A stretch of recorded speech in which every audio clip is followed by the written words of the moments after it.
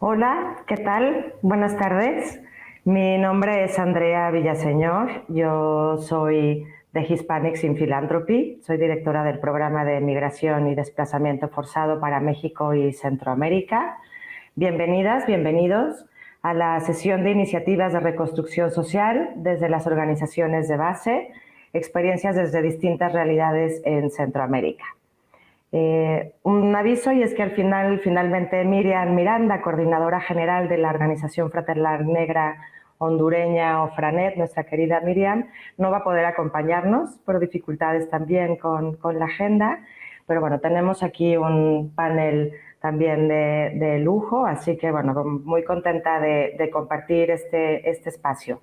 Primero quisiera, antes de presentar y de dar pie a esta conversación, ¿no?, en la que vamos a compartir también estas iniciativas de reconstrucción. Quería primero agradecer a la Seattle International Foundation por el liderazgo y por promover todos estos espacios, ¿no?, en particular este foro de donantes que nos convoca a tantas personas y con tantas conversaciones también tan interesantes. Desde HIP siempre muy orgullosas de participar en este evento, de ser parte también con la Seattle de eventos como este. Bueno, HIP, Hispanics in Philanthropy, es una organización con casi 40 años de historia apoyando a personas latinas en Estados Unidos y en todas las Américas. Nuestra misión es fortalecer el liderazgo, la influencia y la equidad de la comunidad latina, apoyando con recursos filantrópicos. Nuestra visión y compromiso lo entendemos desde la justicia social y la prosperidad compartida en las Américas. Desde esta perspectiva de justicia social es que desde el programa de migración y desplazamiento forzado movilizamos recursos para apoyar a las organizaciones en toda la región. Algunas de estas organizaciones que apoyamos están representadas el día de hoy para compartir este importantísimo papel que tiene la sociedad civil en nuestro mundo actual, pero históricamente, ¿no? Y reconocer el papel que han jugado a lo largo de las últimas décadas en nuestra región, y también actualmente en un contexto en el que cada vez es más complejo y también es cada vez más hostil y más criminalizador de la promoción de la defensa y los derechos humanos. En 2020, bueno, todas sabemos, tuvimos una experiencia nueva en todos los países a distintos niveles con la pandemia, pero también con los desastres naturales. Y cada vez, ¿no?, vamos observando que los impactos son desiguales y que han vuelto otra vez a evidenciar que las poblaciones tradicionalmente excluidas siguen siendo las más vulnerables. Pero también, una vez más, hemos visto la capacidad de organizarse de las personas y de las organizaciones y de responder a estas situaciones por el bien común. Yolanda, hace un año, cuando fueron los huracanes Eta y Iota, Yolanda, ella decía, ¿no?, que el pueblo salva al pueblo. Desde las distintas realidades y diversidades, en esta sesión vamos a acercarnos a algunas de estas iniciativas puestas en marcha desde sus organizaciones, desde sus comunidades y desde las que ustedes también han sido parte, promotoras y testigos. Vamos a reflexionar sobre los aprendizajes, las miradas también para futuro, y también hablaremos del rol de la filantropía en estos momentos. Entonces, bueno, presento primero a Yolanda González. Yolanda es parte del equipo de investigación del área de investigación de derechos humanos en el equipo de reflexión, investigación y comunicación, el ERIC Radio Progreso, en el Progreso Honduras. Alex Guzmán. Ella es colaboradora externa de documentación y sistematización en las Banders. Las Banders están en México, pero también tienen trabajo, ¿no?, realizan trabajo en Honduras. Tienen también esta perspectiva regional y feminista. Y también nos acompaña ahora Luis Páez Becker. Él es director regional para Centroamérica y México de American Friends Service Committee. Está basado también en Guatemala, ahora, bueno, moviéndose un poco más. No va a poder ponerse en la cámara, pero bueno, aquí lo tenemos presente. Muchas gracias, bienvenidas, bienvenido. Es un honor este espacio de conversación con ustedes. Entonces, bueno, si les parece, empezamos con esta primera ronda, ¿no?, hablando de cuáles han sido las experiencias. Luis, si te parece, empezamos contigo. Si nos puedes compartir desde American Friends cuáles han sido las iniciativas ¿no?, que ustedes vieron, que ustedes también pusieron en marcha, los aprendizajes y este rol de la filantropía. Muchas gracias y los dejo. Luis, tú me avisas si quieres que comparta. Muchísimas gracias, Andrea, ¿no? Y gracias por este espacio. Sí, si fueras tan amable, ¿no?, de compartir la pantalla, ¿no?, esta breve presentación. Para arrancar desde ahí, ¿no? Yo así brevemente, ¿no?, en 2 líneas, ¿sí?, quisiera compartir con ustedes, digamos que en 2 líneas, ¿no?, nuestra organización American Friends Service Committee, pues decirles que está presente en América Latina y el Caribe desde 1927, ¿no? Muy pronto vamos a cumplir ya 100 años de estar en el continente y en el Caribe también, ¿no? Nuestro trabajo se inspira en el concepto de Ubuntu, que significa yo soy porque tú eres. Encontramos nuestros nichos de trabajo desde y con las comunidades más vulnerables y afectadas por los conflictos, creando condiciones y aprendiendo desde sus miradas y sus voces, para que las mismas se traduzcan en cambios de políticas, narrativas y prácticas. Actualmente trabajamos en Guatemala, El Salvador y México, y tenemos alianzas en Honduras y Haití. Nuestro enfoque de trabajo se centra en 2 programas: Paz con Justicia y Movilidad Humana.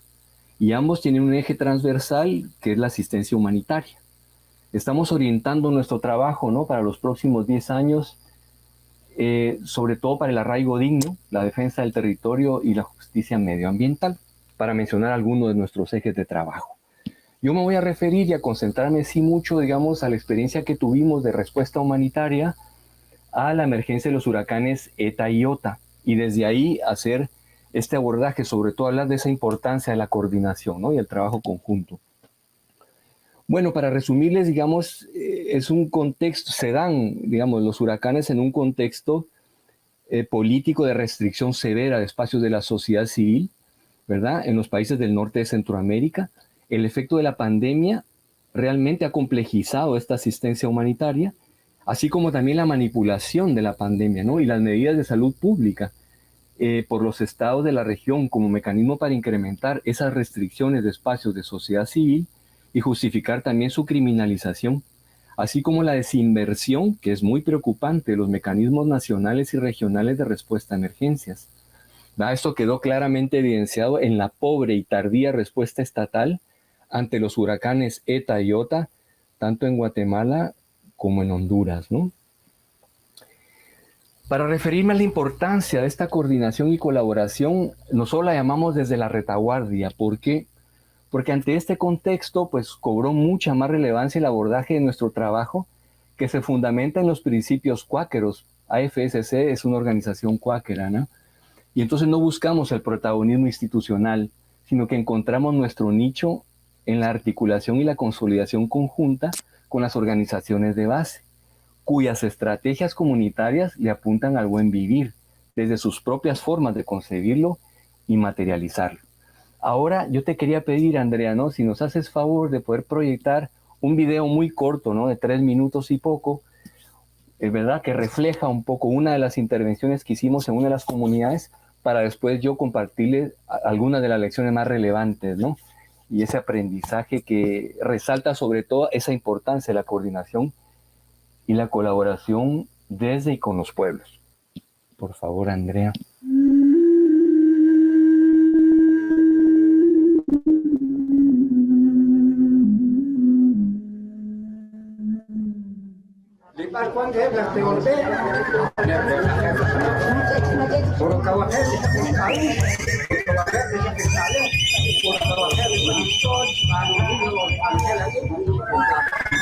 Yo anak nakanawa ko nakliyo pues 112 años akre kanakachukwa.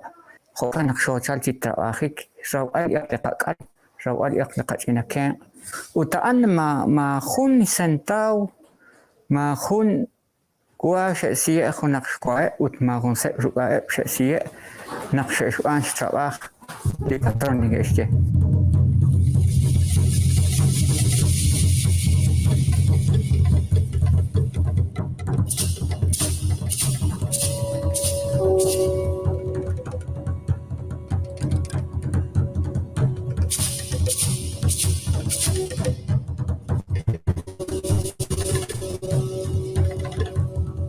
Ut naqshkwan ni karesalok shop te se shop la suli pe me naqsho qaket salisulul utare utarimana naqan ut toqwan gamejalalarin kwan doknaraj ni mak kweli karuke don kan karin kwan ko chal al ka eli ka kan chokwela in malah chokhet ka hunilla oli kanachin haan takali liqaha nah ningoshi kahreha ut nah us ngoshi kahreha ut mak liqaha ut kana kwichirish limolin ke liqakwa nah takal hun on ningoshi nakngoso hun on tos kwi orin kakechakre entonces kwi on ningosach ut nak nakwik asin choren sa kadeba nakwang ka eskwela kwang toshik chitsdok shinak nakwan sa internet chik nakakwang kalus re kadeber re katrabajo nakwik asin chon Lele kichal aku nak li jahar kichal sali kaben pues nakwan ma bas niko el nikatul yakraw ali karuke ut skete ban li loqlaha skete ban li loqlahbut ut like ut tishkhoni lakwi li qachach pues nakeka ku isma israel lakwi neki atkhali has li qachach manak chal al koral li qachina achach ut kana kunt gelamina ut tishkhan pues rah ku li naqila rin sali qakale bal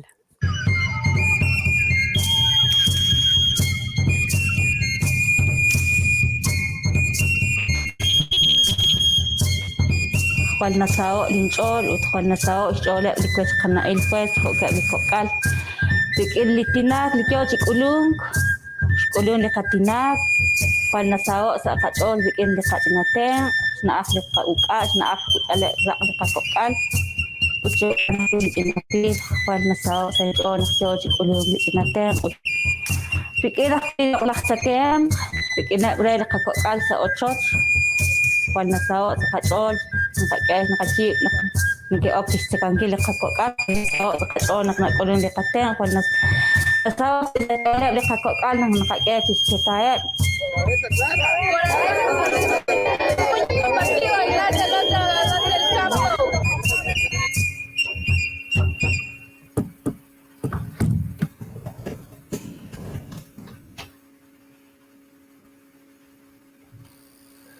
Muchísimas gracias, ¿no? por compartir este video. Bueno, digamos, yo quería usar este video, ¿no? Como una, digamos, como...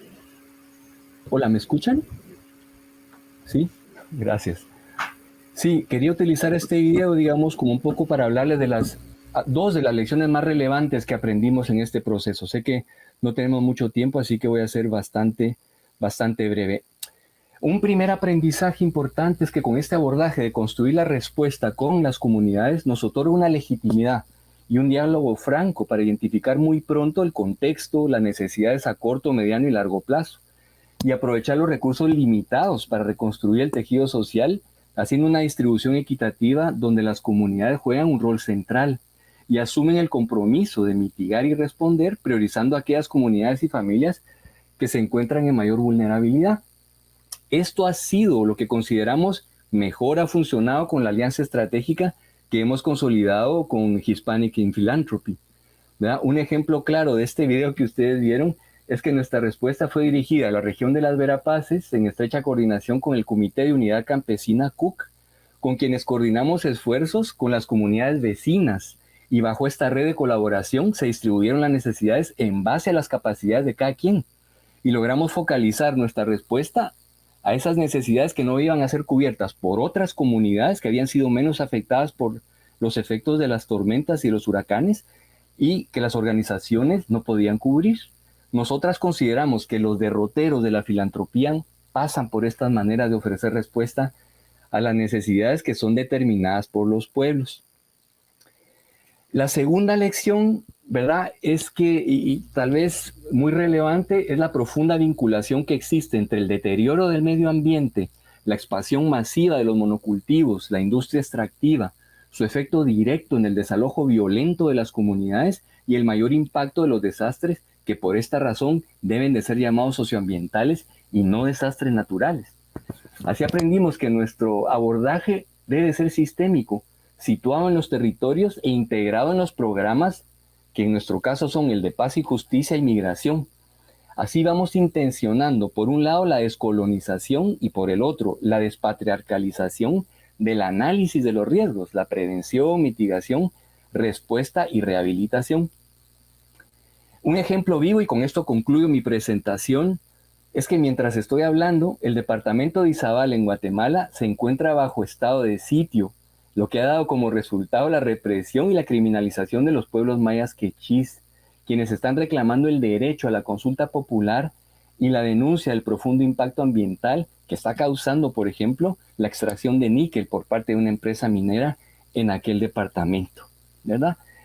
Y ahí, si alguna de las organizaciones participantes les gustaría conocer más a detalle nuestro abordaje, estamos muy abiertas, ¿no?, a intercambiar experiencias, compartir saberes, sentipensares, para construir los nuevos derroteros por donde debe caminar la filantropía y tejer juntas entre todos los sectores interesados, pues otra forma de vivir la vida. Muchísimas gracias por el espacio. Muchas gracias, Luis, por compartir, y sí, también toda la solidaridad para esta movilización también ahora de los compañeros y compañeras. Y bueno, tendremos luego un cachito más como para seguir hablando. Gracias también, ¿no?, la importancia también de que decías tú, ¿no?, la construcción con las comunidades desde ese también como un rol central. Luego conversaremos, espero que nos dé tiempecito como de conversar un poco más. Le doy paso también a Alex Guzmán de las Banders. Alex, creo que también es muy importante la perspectiva de, ¿no?, la importancia de la participación, la importancia de construir desde las propias comunidades, el poder de la vinculación, y también la importancia del cuidado y de la perspectiva también, ¿no?, de feminista desde el cuidado. Entonces, bueno, te escuchamos, Alex, gracias. Tú me avisas si quieres que comparta también. Sí, voy a dar ahí una introducción, también puedo intentar compartir yo, pero ahora te aviso. Muchas gracias, Andrea, muchas gracias a todo el equipo de HIP, muchas gracias a las compañeras que nos están viendo en en el evento. Este evento es muy importante, pues traemos a colación las experiencias que nos han sostenido ya durante un año puntualmente de corrido, pero más de un año y medio de pandemia, un suceso que nos atravesó universalmente como humanidad, y bueno, en un contexto en el que también se enmarcan los diversos, digamos, actividades de defensa de derechos humanos que realizamos en los territorios. Como lo mencionó Andrea, y también quiero enmarcar mi participación también desde una ética feminista. Yo me encuentro residiendo en Buenos Aires y colaboro externamente con la colectiva de las Banders. El equipo de las Banders son una colectiva que acompaña a niñas, mujeres y adolescentes, personas de la comunidad LGBTIQI+, que atraviesan vulneraciones por violencias letales, migración y desplazamiento forzado interno, mediante asesoría legal, gestión, incidencia comunitaria, prácticas artísticas y mediación intercultural. Como lo mencionó André también, las compañeras trabajan en Ciudad de México y trabajan también en Tegucigalpa. Este año comenzaron ahí sus actividades, y es en este marco también que podemos realizar uno de nuestros últimos proyectos, en donde dialogamos con compañeras comunitarias, con mujeres interesadas en los derechos humanos de las mujeres, así como defensoras de la tierra y el territorio, un poco tratando de aprovechar, digamos, la inmediatez y también con sus respectivas distancias, con sus respectivas críticas, la herramienta de la virtualidad que nos permite hoy en día, bueno, poder conectarnos de distintos territorios en un mismo lugar para compartir los sentipensares, y bueno, de ahí seguirlo transformando en lo territorial, que es, digamos, lo que cobra materialidad, realidad. Así que bueno, muchas gracias a todas las personas que han hecho posible este intercambio, que han hecho posibles estos intercambios, de manera muy particular también a Daniela Flores Serrano,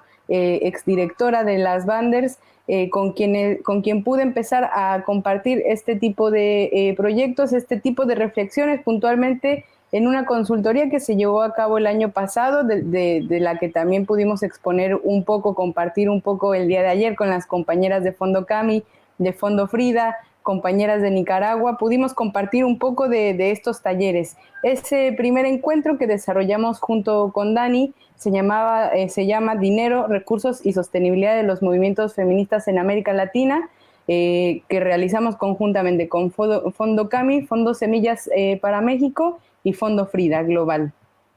Posteriormente, junto con las Banders, en marzo de este año llevamos a cabo también el ciclo de talleres y charlas Sostenibilidad Feminista y Justicia Económica en México, en el marco también del 8 de marzo, para un poco traer a colación y seguir manteniendo esa exigencia que ya los movimientos feministas a lo largo de todo el mundo vienen apuntalando, una huelga mundial, una huelga general de las mujeres, diversidades, mujeres lesbianas, bisexuales, personas trans, travesti, transexuales, intersexuales, personas no binarias, que permitimos a costa de nuestro trabajo, de nuestro tiempo de vida, la sostenibilidad de la vida. En contra de también en contestación y en una exigencia de los modelos hegemónicos que permean lamentablemente la determinación y marcan muchas desigualdades a nivel mundial.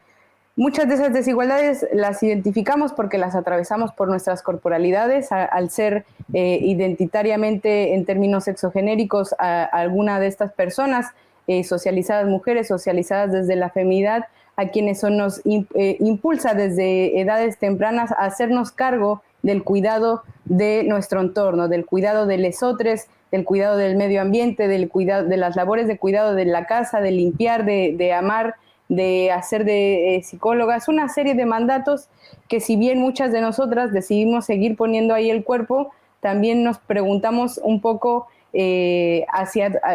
pasamos por un proceso en donde invitamos a reflexionar desde esa epistemología feminista que para nosotras es la fuente de nuestro saber, nuestras experiencias, cómo se forma nuestra identidad, es la fuente de nuestro saber. Y ese saber, compartirlo en espacios de este tipo, compartirlo con nuestras compañeras, impulsar el desarrollo de estos espacios, aunque a veces, digamos, parece que, estamos reflexionando sobre las mismas cosas, también reconocemos que hay procesos, que el tiempo no es lineal, como nos enseñó Occidente, y que para transformar, para llevar a cabo un proceso, para llegar a una meta, algún objetivo, teniendo tantas opresiones como la podemos tener nosotras que nos identificamos, además de mujeres y diversidades, también como mujeres que resisten a esa colonialidad, mujeres que hemos sido racializadas, mujeres afrodescendientes, mujeres en los territorios que tienen más de 500 años resistiendo a esta colonialidad, identificamos que el intercambiar es la fuente primigenia de nuestros saberes y por eso seguimos sensibilizando, por eso seguimos compartiendo y también por eso seguimos tratando de identificar las rutas de exigencia cuando tenemos que dialogar con esos poderes que siguen detentando ese poder. Entonces voy a hacer un poco más de énfasis, decir que tanto estos tres procesos que acabo de mencionar, el primero de los procesos va a haber un informe, una especie de presentación pública de los que elaboramos con las Banders recientemente también. Queremos llegar no solo a un informe que leamos entre nosotras, que está muy bien poder intercambiar esa información, pero que sobre todo a las compañeras que quisieron compartir con nosotras más de 3 meses de talleres, siendo una constancia que en muy pocos espacios y con este nivel de cansancio podemos observar las compañeras día con día que teníamos sesiones y talleres, estaban ahí puntuales para intercambiar, porque vemos esa necesidad de seguir politizando lo personal y de seguir con esta consigna que nos caracteriza en los diversos feminismos que podemos habitar. Entonces es un poco por ahí, desde el compartir cómo fue el pensar estos talleres, estos intercambios y que finalmente poder materializar en un material artístico, como lo puede llegar a ser un fanzine, como lo puede llegar a ser un videominuto, como lo puede llegar a ser una herramienta que los compañeros de las diversidades también abracen, lleven a su territorio, intercambien, hackeen ahí en lo más inmediato su realidad para nosotras es muy importante. Entonces, adelantar un poco que ahora voy a compartir una serie de materiales que van a estar publicados, que esperamos llegar a imprimirlos también para que las compañeras lo puedan tener, y que finalmente esa información que está ahí sistematizada, que es un poco ahí mi rol y en el que entro, ¿no? Del que no quiero abusar tampoco, porque si bien formé parte de estos espacios de manera virtual, finalmente esa es los talleres que llevamos a cabo en Honduras es una realidad muy puntual en la que abrazamos mucho a las compañeras, más allá de toda frontera nacional que nos imponen los estados-nación. Somos feministas latinoamericanas, y lo que observamos con las compañeras hondureñas lo vemos en microescenarios políticos y sociales en toda América Latina. Lo digo ahí también desde, al ser una persona defensora de derechos humanos, si bien acá en este tipo de procesos mi rol es eso de gestión, de sistematización, también se resiste con el cuerpo cada una de las batallas que hay en los territorios, y de la que también me siento parte con las luchas en las que yo participo. Este ciclo de talleres, las labores de cuidado y defensa de derechos humanos en clave de justicia económica, y si quieres, Sandra, ahí sí me puedes apoyar ya con la presentación, es como muy dinámica porque solo son gráficas. Les reitero que los informes se los haremos llegar la invitación para que nos puedan ver en redes sociales, para que puedan conocer del material, difundirlo, eso como se hacía antes con los fanzines. Seguir poder haciéndolo, y puntualmente este espacio que le tuvimos con las compañeras hondureñas se llamó así: las labores de cuidado y de defensa de derechos humanos en clave de justicia económica, ambiental, social y de género.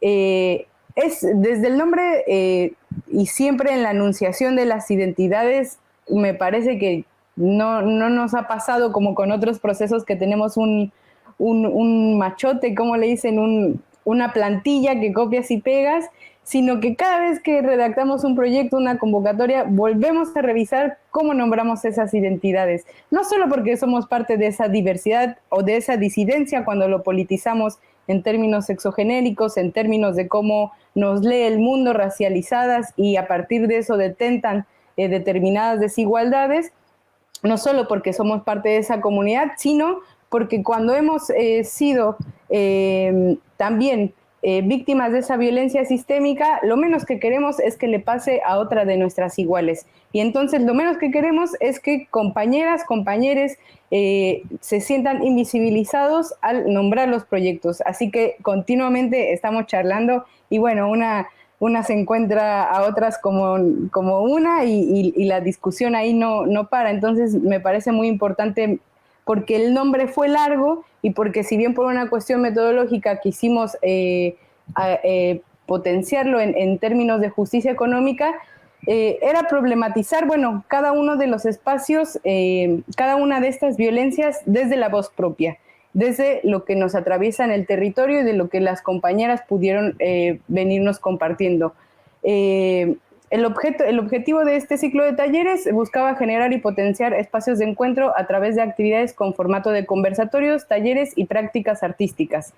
De lo que, como ya les adelanté, tenemos el fanzine, tenemos 11 infografías de cada uno de los talleres, así como carteles que estuvieron a cabo del colectivo Culturas Vivas, a quienes desde las Banders, desde las 3 organizaciones, el Centro Cultural España Tegucigalpa y el Centro de Derechos de las Mujeres, también les agradecemos mucho al colectivo de Culturas Vivas, pues el arte finalmente hizo transformar todo eso que venimos discutiendo, que atraviesa nuestras corporalidades, nuestras emociones, que podemos pasar de un día de actividad sosteniendo esas luchas de la ira a la felicidad, y sin embargo el arte siempre logra ahí hackearlo, dinamizarlo y finalmente representarse en este tipo de materiales que ahora comparto, que no son todos, pero bueno.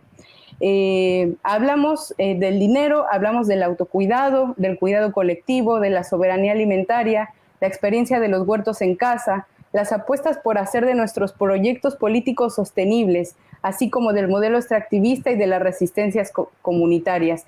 Y que quisiera enfatizar mucho, porque fue uno de los ejes principales, el que está aquí en pantalla, la sostenibilidad de nuestros proyectos políticos, porque si bien a quienes fuimos socializadas mujeres nos enseñaron esto que mencionaba al principio, a cuidar de los demás, a estar ahí para los demás a costa de nuestro propio ser, a costa de nuestro tiempo, de nuestro descanso.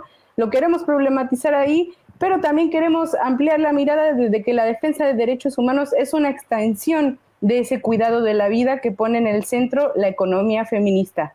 La economía feminista que sobrevivió algunas décadas bastantes y que por fortuna hoy podemos ver esas demandas que empezaron en los 70s del revisionismo marxista, de entender que las labores de cuidado son lo que permiten la sostenibilidad de la vida. Llegaron lamentablemente a partir de esta crisis de COVID, a partir de esta crisis de los cuidados, los estados están llegando tarde a una discusión que en términos epistemológicos también las compañeras ya habían dado.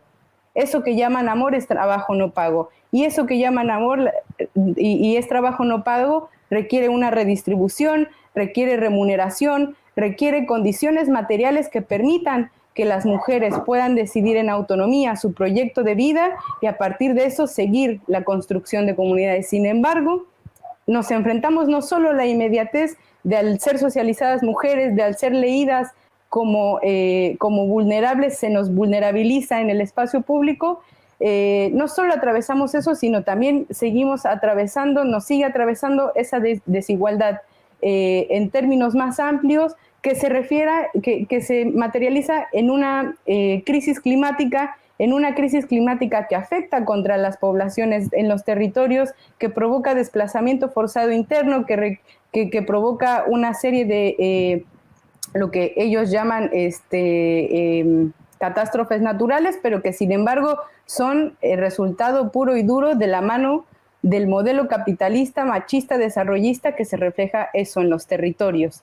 Voy a leer algunas cuestiones de lo que están aquí y André, eso sí me puedes apoyar como pasando las diapositivas, que son un poco lo que resumimos en las sesiones. Voy a leer un poco de lo que fue, digamos, la motivación de este proyecto.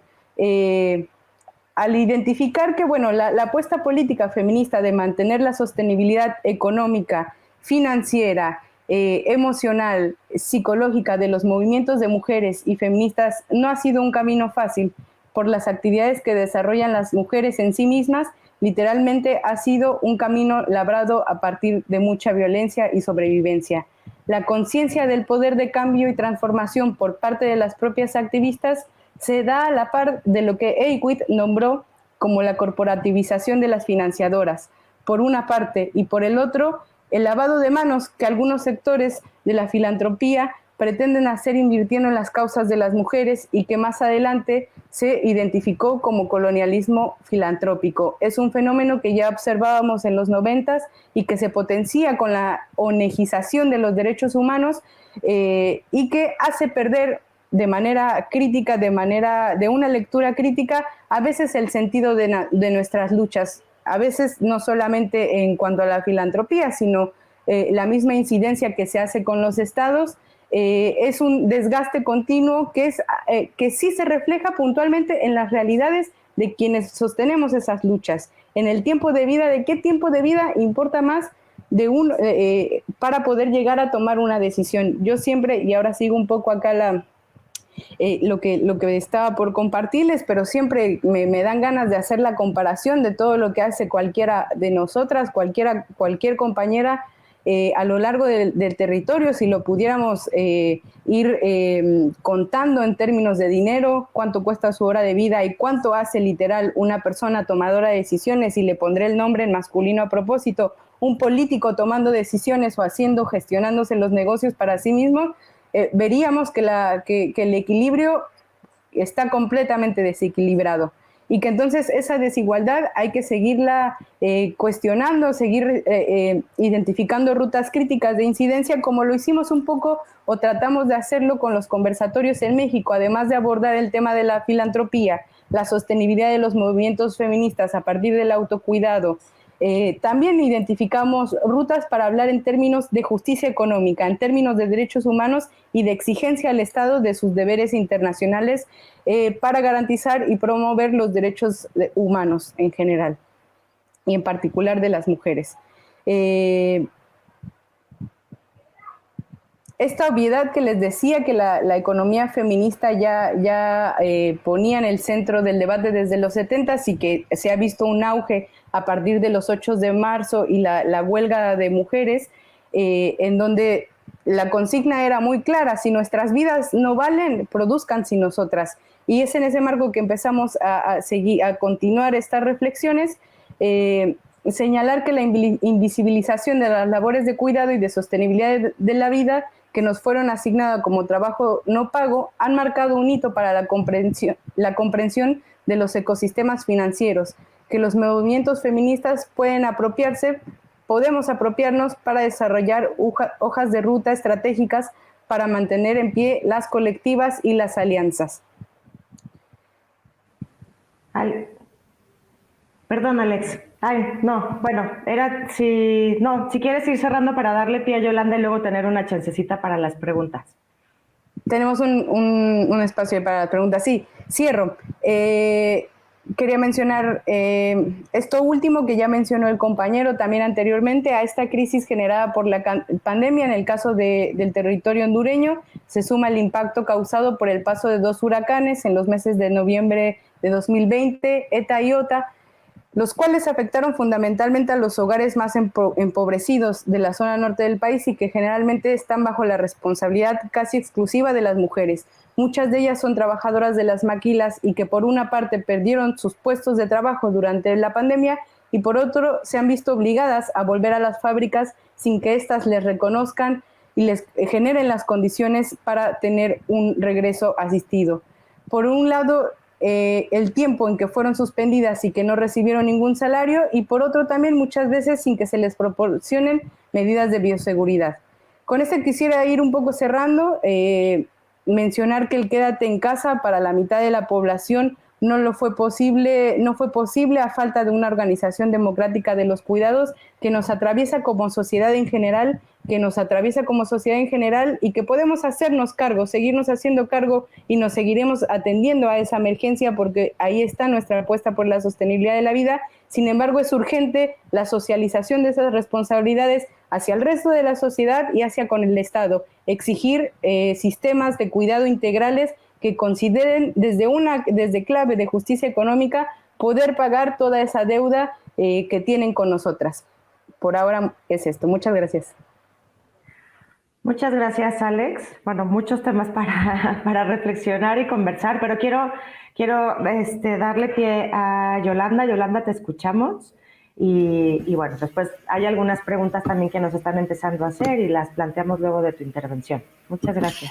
Bueno, nada, muchas gracias a ustedes. La verdad es que una frase que nosotros en el ERIC y Radio Progreso tenemos siempre muy presente, ¿no? Que dijo un mártir, Rutirio Grande, un mártir salvadoreño: nos salvamos en racimo, en matata, en comunidad. Creo que resume bien, los que estamos aquí, cómo abordamos, ¿verdad?, la realidad, y creo que también los que están al otro lado de las pantallas, y lo que sin duda esta pandemia y estas crisis nos han vuelto a recordar. Tal vez algunos ya se han olvidado, pero creo que es fundamental. Entre varias de las experiencias e iniciativas en estos 2 años de crisis que han surgido, tal vez sí, yo destaco brevemente también la respuesta a los huracanes ETA y OTA en Honduras, que además tiene mucha coincidencia, y eso ya no lo ahondo con lo que compartió Luis, y da gusto, ¿no?, pues sentirse en esa conexión y en esa comunión. Como saben, en Honduras, como en Guatemala, ¿verdad?, unos territorios con unas crisis ya profundas de institucionalidad, de impunidad, económicas, de derechos humanos, y se le suma la pandemia y se le suma, sobre todo en algunas zonas, una crisis ambiental motivada por el deterioro climático, con los 2 huracanes en menos de 15 días. Aquí en Honduras, que tuvo un impacto de más de 4 millones de habitantes, pero sobre todo en la zona donde nosotros estamos ubicados, que es la zona del Valle de Sula, cerca de San Pedro Sula, zona de las más ricas del país, pero también la más de las que tiene acumulados más conflictos en el país, la más violenta, y de donde sale más gente huyendo del país, ¿no?, en esta zona. Y tal vez la experiencia muy concreta, ¿verdad? Y que creo que nos ha dejado como logros y sobre todo muchos aprendizajes y desafíos es, bueno, ante la desidia absoluta y la negligencia de las autoridades, tanto a nivel nacional como local, pues en El Progreso, que es la ciudad donde estamos ubicados, en este Valle Sula, decidimos articular los esfuerzos de diversas organizaciones sociales muy diversas, cooperativas campesinas, organizaciones de iglesia, grupos de jóvenes, parroquias, instancias educativas, incluso había una compañía de teatro, ¿verdad? El Teatro La Fragua, que es muy relevante en esta zona, y nos articulamos alrededor de lo que le llamamos redes, ¿no? Red de Emergencias y Solidaridad. Esta red actuó de manera muy rápida, se actuaba sobre todo en comunidades muy afectadas de 3 municipios, ¿no? Alrededor de 30 40 comunidades. Tuvo la capacidad de actuar de manera muy rápida en la primera emergencia, se logró proveer como esa primera atención, pero luego también dio paso a esa fase de post-emergencia de reactivación del tejido productivo y también, ¿verdad?, a una fase de incidencia, pero digamos aún en esta postemergencia, sobre todo de exigir la responsabilidad de prevenir y de mitigar esa vulnerabilidad, ¿no? Porque las zonas, digamos, habían quedado, bueno, pues los ríos de esta zona, que fueron la inundación de esos ríos, es lo que causó las pérdidas, ¿no?, materiales y humanas. Bueno, pues esos ríos seguían estando rotos, ¿no?, lo que le llaman aquí los bordos, ¿no? Y en eso incluso pues se tuvieron también logros de corto plazo considerables. Se logró que zonas que habían estado completamente ausentes e invisibles de los planes públicos de reconstrucción se incluyeran, e incluso por la presión de las comunidades, bueno, pues se logró que las obras, ¿no?, empezaran pronto, porque si no, le seguían dando largas. Pero yo no me quiero centrar como en estos logros que sí son cuantificables, sí son visibles o fáciles, ¿no?, de valorar, sino en esos logros que, muy en la línea de como decía Luis, que son más profundos, que nos dejan mucho más y que nos dan también aprendizajes, ¿no? En primer lugar, una de las claves para nosotros fue y sigue siendo esa articulación entre diversos actores sociales. Es como poner a diversos actores que cada uno pone en una bolsa común lo que puede dar, ¿no?, sus fortalezas. Como les decía, en este caso, las organizaciones que trabajaban con jóvenes aportaron un montón de voluntarios. Esos voluntarios se dedicaban a hacer bolsas de canastas básicas para entregar rápidamente. Había empresas campesinas que aportaban productos, ¿verdad? Bueno, nosotros pues somos una institución, yo en concreto que estamos en el área de investigación de derechos humanos, las metodologías para poder hacer una evaluación de daños y presentar un informe, ¿no?, para poder presentar en las autoridades o, por ejemplo, desde la radio, que fue un medio, desde el medio de comunicación fue crucial porque en esta zona durante varios días estuvimos incomunicados a nivel de teléfono, no había ni señal ni teléfono ni de internet, ¿no? Entonces, el dar a conocer lo que estaba pasando, hacer veeduría de lo que estaban haciendo las instituciones públicas y el análisis. Entonces, o como les decía, pues por ejemplo, el teatro hacía pequeñas obras de teatro, pequeños talleres en los albergues para la gente, bueno, para la gente más pequeña, ¿no?, para los niños y niñas. Entonces, eso primero fue fundamental, esa articulación entre diversos actores sociales que se complementan, que no compiten por protagonismos sino que se complementan. Pero para eso, y eso también es un aprendizaje, o sea, esa articulación, para eso es muy importante construir confianza, y Luis lo mencionó, ¿no? Y esa confianza no se construye ahora en la emergencia, es una inversión, es un acompañamiento de muchos años, ¿no? No es en el momento de la emergencia vamos a construir una red, eso no funciona normalmente, ¿no? Es una confianza construida porque muchos de estos actores habían tenido otras luchas en común. Aquí quisieron privatizar una carretera y lucharon en común contra esa privatización de la carretera. Bueno, diferentes espacios y experiencias que hace que poco a poco construyas esta confianza. Y como decía Luis también, ¿no? En estas articulaciones y sobre todo en estos, hay un actor imprescindible siempre, que son las organizaciones de base y territoriales y los líderes y lideresas comunitarias.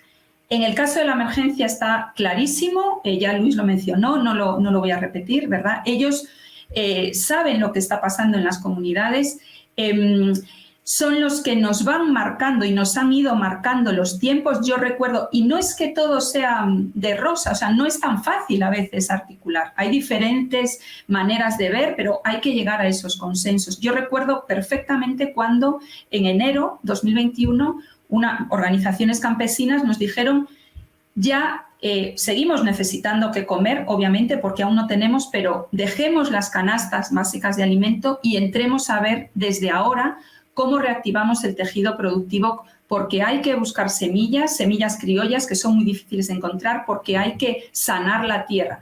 Y recuerdo también perfectamente cuando dijeron, pero es que además no sirve de nada que tengamos semillas y que sanemos la tierra si el bordo del río, el bordo de contención del río, sigue roto. Entonces va a haber 2 lluvias y se nos va a volver a llenar el terreno. Entonces empecemos también una estrategia de incidencia en las comunidades, de organizar, de movilizar, de informar y de comunicar y de exigir, ¿no? en las políticas públicas. Ese ritmo lo fueron marcando los líderes y lideresas comunitarias en las comunidades.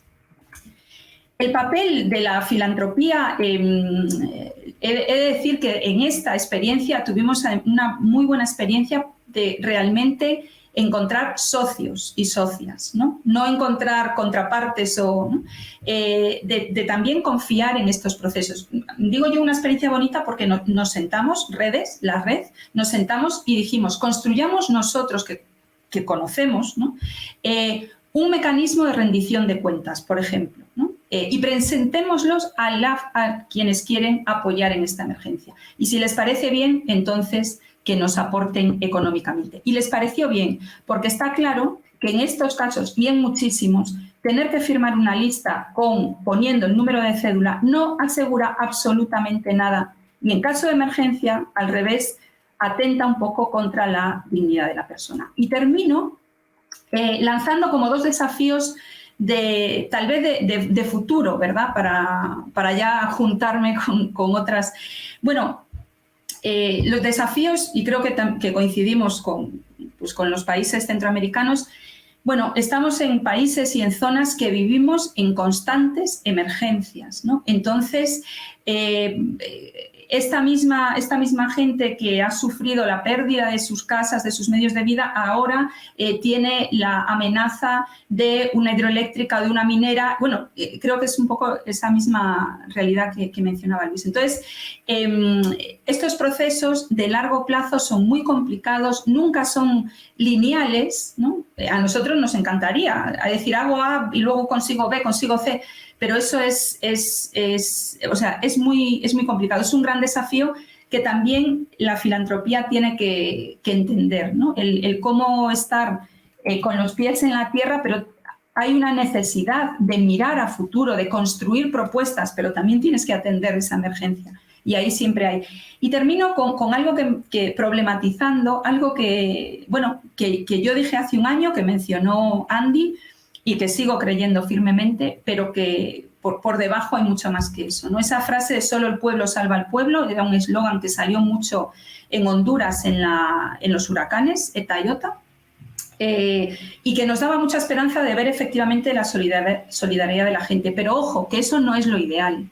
Lo ideal es que las organizaciones de sociedad civil y los tejidos sociales trabajen coordinadamente y se articulen con la responsabilidad pública, ¿verdad? Porque solo las organizaciones y la sociedad civil no puede cargar con esa carga, ¿no? de sacar adelante un país. Entonces, ahí es como cómo aprovechar esa solidaridad y ese fortalecimiento y necesidad de fortalecer ese tejido social en el que estamos todos en sintonía, pero en contextos, como decía Luis, de espacios cívicos muy reducidos, de no interlocución con los gobiernos, de gobiernos corruptos, impunes y dictatoriales. Eso también es un gran desafío. y a Kitter. Muchísimas gracias, Yolanda. Bueno, muchas cosas para comentar, pero yo me voy a callar para darle pie también a las preguntas que nos han hecho algunas de las personas que nos están acompañando. Las comparto ahora, bueno, sobre todo surgiendo a partir de tu presentación, Luis, y también de la experiencia, ¿no?, que han tenido la persona de la organización que también han acompañado. Pregunta si es mejor apoyar a las organizaciones del movimiento social, como el CUC, en los esfuerzos de ayuda o trabajar para infundir los principios del movimiento social en el trabajo de las organizaciones de ayuda y desarrollo más tradicionales. Y voy a juntar también con otra pregunta que también decía, ¿no? ¿Cuáles son los desafíos a los que ustedes se han enfrentado con las familias y las comunidades al apoyar a las mujeres y también hacer comprender, ¿no?, los derechos que tienen dentro de la comunidad y cuáles serían como las mejores estrategias? Entonces, si quieren, como no nos queda mucho tiempo, yo creo que si les parece, podemos intentar como 1 minuto cada quien para contestar un poco a las preguntas y luego, pues yo creo que con eso se nos va a acabar el tiempo. Luis, te dejo a ti. Perfecto, muchísimas gracias, Andrea. Sí, bueno, agradecerle mucho, ¿no?, a Jacob, a Ángela por las preguntas. Sí, yo para resumirlo quisiera decir que, y lo quiero amarrar, digamos, con lo que hablábamos, ¿no?, de cuáles son los desafíos de la filantropía, ¿no?, y lo mencionaba Yolanda con claridad. Es decir, es fundamental entender que los principios del movimiento social no debería ser una apuesta, ¿no?, sino que debería ser un abordaje, porque es un abordaje que descoloniza, ¿no?, porque es un abordaje que deja de ningunear a los pueblos, ¿no?, y que los pone como protagonistas de su propio destino. Ahora bien, ¿no?, con el cuidado, digamos, de que cada quien asuma su responsabilidad, por supuesto, ¿no? Pero yo lo considero, digamos, un principio fundamental de descolonización, ¿no?, de entender que los pueblos tienen sus formas de ver la vida, sus estrategias, etcétera, ¿no? Entonces, ¿verdad?, en ese abordaje, digamos, más integrado y de construcción conjunta, tenemos que entender los contextos y la realidad desde esa mirada, ¿no?, que es realmente una nueva epistemología, ¿no?, una nueva forma de hacer filantropía, en donde trascendemos esto de que yo voy y te ayudo porque yo tengo los recursos, ¿no? Es decir, yo presento solidaridad ante tus propuestas de restaurar tu tejido social y ahí encontrar el nicho que yo debo de poner, ¿no? Digamos, el valor agregado que yo puedo llevar y complementar en esa dinámica. Y lo amarro con la pregunta de Ángela, de decir, ahí viene la parte de la despatriarcalización, en donde todas estamos aquí involucradas, ¿no? Y tenemos que aprender, tenemos que desaprender para aprender otra vez, ¿no? Y entender que hay dinámicas y formas de vivir el ser mujer desde, por ejemplo, los pueblos indígenas, ¿no? Y las compañeras indígenas que viven en aquellas comunidades, ¿no? O sea, entender que ahí hay una realidad que puede ser que sea distinta a la nuestra y ahí comenzar a encontrar esos nichos, ¿no?, en donde nos encontramos, ¿verdad?, para trascender la descolonialidad, ¿verdad?, y no caer, digamos, por ahí, y eso lo hemos hablado mucho en la organización, ¿no?, de otra vez generar procesos en donde yo voy a imponer una mirada, ¿verdad?, sino que antes es cómo en este abordaje nos reconocemos desde las diferentes identidades, ¿verdad?, y desde ahí ir construyendo una realidad que nos sirve a todas, ¿no? Lo dejo ahí, Andrea. Muchas gracias, Luis. Sí, yo quisiera como abordar un poco, o sea, 30 segundos, ¿no?, desde esta mirada también desde la filantropía, ¿no?, escuchándoles también. Creo que también desde la filantropía tenemos que partir de una cosa que mencionabas tú, Yolanda, de la construcción de la confianza, ¿no? El vernos también como socias y como socios, ¿no? Desde ahí también, tomando en cuenta esto que estabas diciendo tú también, ¿no, Luis? Desde el abordaje, desde las propias estrategias y desde las propias miradas y ser, ¿no?, desde las diversidades también y las complementariedades, creo que también desde ahí, ¿no?, deberíamos entender el rol de la filantropía. Creo que para no perder tampoco el sentido de las luchas, rescatando un poco también lo que comentabas tú, Alex, ¿no?, creo que también ahí está la importancia de los líderes y de las lideresas y de las propias organizaciones. O sea, creo que yo iba como un poco conectando lo que decía, ¿no?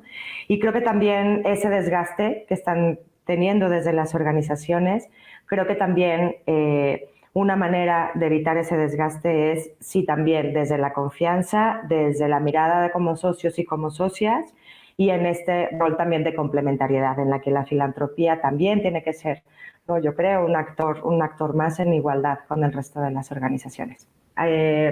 Alex, Julie, ¿quién?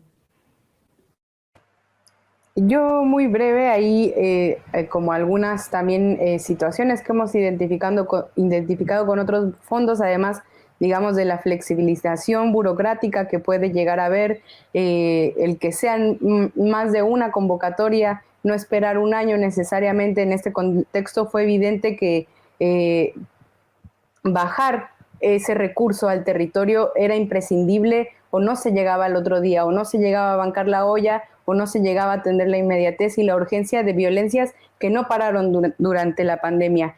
Fondos específicos también, o porcentajes específicos para la salud mental de las personas defensoras de derechos humanos que atravesamos esas situaciones y que lamentablemente hasta el día de hoy o vemos picos de depresión o picos de ira por la acumulación del estrés en la pandemia. Eso como lo dejaría un poco en cuanto a la filantropía, y cerrar que es todo un reto, por lo que mencionó Luis. El colonialismo nos dijo que es ser mujer, y a partir de eso, en mancuerna con las ideas de la iglesia, nos enseñaron también a cargar con la culpa y el sacrificio sobre nuestros cuerpos, el no tener el derecho a un descanso, a un placer, a un ocio. Y cuando eso lo compartimos y lo pensamos en voz alta sin propiciarlo, solo surge de la conversación porque nos atraviesan las mismas realidades. Las compañeras poco a poco vamos transformando esas ideas porque nos socializaron en ese patriarcado. Entonces es un poco atender al proceso de que no es lineal, A más B es igual a C, sino es un complejo que afortunadamente podemos caminar y transitar juntas. Gracias, compas. Nada, yo no añado más porque me parece que esa parte de confianza que hablamos entre las organizaciones, efectivamente, Andy, también tiene que haberlo con la filantropía a base del diálogo, en la comunicación y la educación compartida, ¿verdad? Y también cuando hablamos de articulaciones, al menos una experiencia que a mí me gusta y positiva, en Honduras, con todo lo que falta muchísimo, es también ese diálogo entre y con el movimiento feminista, ¿verdad? Que no existía hace años, sin embargo, ese repunte del movimiento feminista, que por fin organizaciones mixtas, por llamarlo así, se dan cuenta de que tienen mucho que aprender con lo que lleva, como decía Alex, ¿no? Con lo que se lleva años diciendo, ¿no? Y años proponiendo. Listo, pues estamos justo a tiempo. Me encantaría poder seguir más rato conversando. Les agradezco muchísimo porque ha sido un gusto, como siempre, compartir con Luis, Alex, Yolanda. Me voy a permitir, ¿no?, reconociendo el privilegio, también decir para poder cerrar este espacio con este llamado. Me encanta el volver a decir, el hablar desde la voz propia, el hablar desde otras maneras también de abordar y de entender las situaciones que estamos viviendo ahora. Quiero cerrar con la parte también de lo rico y como una respuesta, esta articulación entre diversos y diversas, porque creo que también en el mundo de la migración, en el que también cada vez se habla más como un problema en lugar de verlo como un espacio de aprendizaje y de encontrarnos entre las personas diversas, bueno, pues quisiera cerrar con eso, como rescatar también de unos de estos aprendizajes en los que creo que, aunque parezca que no, pero creo que estamos aprendiendo a escucharnos, a complementarnos y a trabajar cada vez más de forma conjunta. Les agradezco muchísimo.